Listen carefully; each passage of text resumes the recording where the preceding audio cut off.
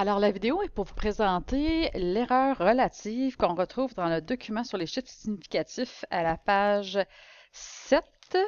Donc, à la page 7. Alors, ici, je vais surligner l'incertitude relative qu'on appelle également l'erreur relative. Donc, en fait, l'incertitude relative, ce que ça fait, c'est que ça nous permet d'apprécier la précision d'une mesure.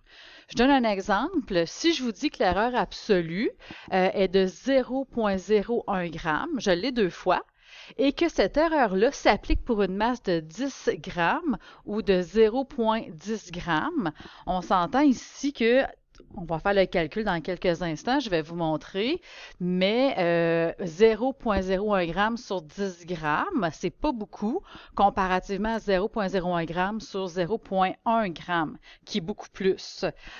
Donc ici, ça me donne 0,1% d'erreur relative et ici 10% d'erreur relative. Alors, ici, en fait, une erreur relative, c'est un pourcentage.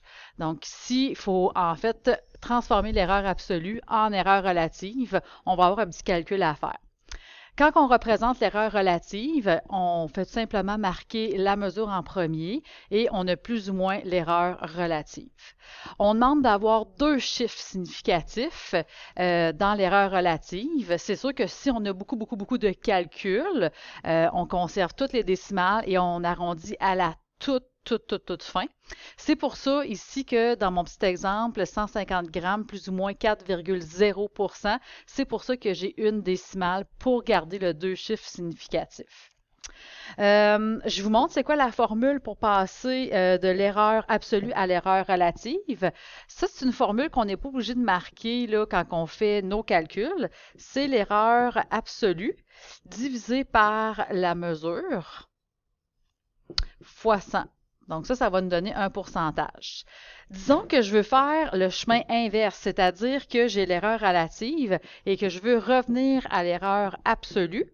Je reprends mon erreur relative sans mettre le pourcentage, donc juste le chiffre en tant que tel, fois la mesure. Et cette fois-ci, je divise par 100.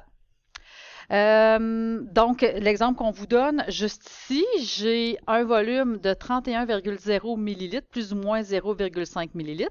Fait que je fais juste vous rappeler pour les erreurs absolues. J'ai une décimale dans mon erreur absolue ici et donc je dois avoir une décimale ici pour ma lecture. Pour trouver c'est quoi l'erreur relative, ben c'est pas compliqué, on applique la formule. Et comme je vous disais, on n'est pas obligé de l'inscrire, on fait simplement mettre les valeurs à l'intérieur. Donc 0,5 ml divisé par 31,0 ml fois 100. Et c'est sûr que si j'arrondis pas, ça me donne 1,61 29 03226%. Mais étant donné que je veux avoir deux chiffres significatifs, je vais avoir à peu près 1,6%.